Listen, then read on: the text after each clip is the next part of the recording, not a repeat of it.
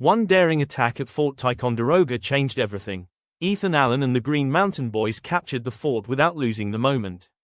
Welcome to Oliver's History Project, where you'll learn the exciting true history in the novel, The Unlikely Life of Oliver Atkinson. In May 1775, weeks after Lexington and Concord, the American rebellion needed momentum, and a target worth the risk. That target was Fort Ticonderoga, a lightly defended British fort guarding a vital route between Canada and the colonies.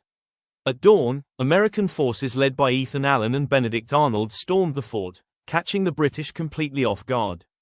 The fort surrendered without a shot fired. The Americans had won their first major victory, and captured something far more valuable than land.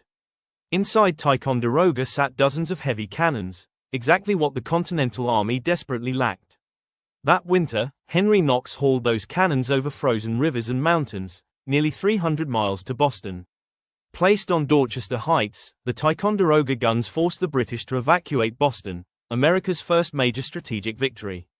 Though the Americans later lost the fort, Ticonderoga had already done its job. Its cannons helped save the Revolution when it mattered most.